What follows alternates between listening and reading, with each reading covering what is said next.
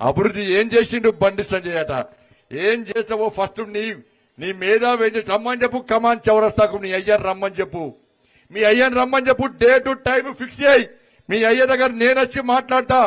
దళిత బంధు ఎంతమందికి ఇచ్చిండు, దళితులకు 3 ఎకరాలు ఎంతమందికి ఇచ్చిండు, బీసీలను ఎందుకు పొట్టగొట్టుకున్నాడు, అగ్రవర్ణాల్లో పేదలకు రిజర్వేషన్ అమలు చేయడంలో ఎందుకు తాచారం చేసిండు, దళితుని ముఖ్యమంత్రి చేస్తాను ఎందుకు చేయలే, ఈ తెలంగాణ రాష్ట్రాన్ని అప్పుల పాలు ఎందుకు చేసిండు, ఈ చొప్పదిలో ఒక్కొక్కరి పేరు మీద 1,50,000 అప్పు చేసినటువంటి బిచ్చపతి చేసినటువంటి మూర్ఖుడు నీ అయ్యా, నువ్వు నీ కుటుంబం అన్న విషయాన్ని కేసీఆర్ కొడుకు గుర్తుంచుకోవాలి. బిడ్డ నోరు జాగ్రత్త పెట్టుకో. నే నోరు ఉంది కాదని చెప్పి ఇంకా అహంకారంతో నీ అయ్య ముఖ్యమంత్రి అనుకుంటున్నావేమో. కండ కావురం తలికాకెక్కి ఏది వరద అది మాట్లాడితే కరీంనగర్ లో అడుగు పెట్టనీయమన్న విషయాన్ని కేసీఆర్ కొడుకు గుర్తుంచుకోవాలి. ఇలా అభివృద్ధి చేశాక నేను చేసిన అభివృద్ధి అక్క కరీంనగర్ నుంచి కరీంనగర్ వరంగల్ రోడ్డుకు ఇలా నేను 2,100 కోట్లు పట్టుకొచ్చిన.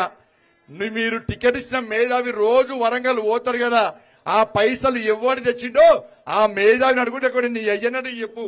కరీంనగర్ జగిత్యాలోడు నీ చెల్లెస్తుంది, నువ్వు ఊకేస్తావు, నీ చుట్టపుల కోసం వస్తావు కదా. కరీంనగర్ వరంగల్ రోడ్డుకు 2,100 కోట్ల రూపాయలు నేను పట్టుకొచ్చిన. నీ అయ్య పట్టుకొచ్చిందా, నీ తాత పట్టుకొచ్చిందా చెప్పు.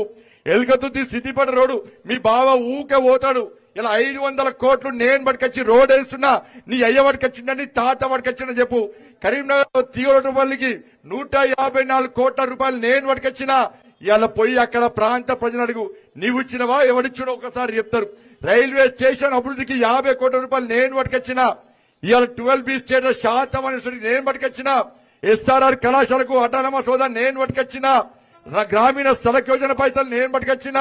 CRF పైసలు 219 కోట్ల రూపాయలు నేను పట్టుకొచ్చిన. ఇలా ఎవరు పట్టుకొచ్చిరో ఒక్కసారి కేసీఆర్ కొడుకు చెప్పాలి. కేసీఆర్ కొడుకు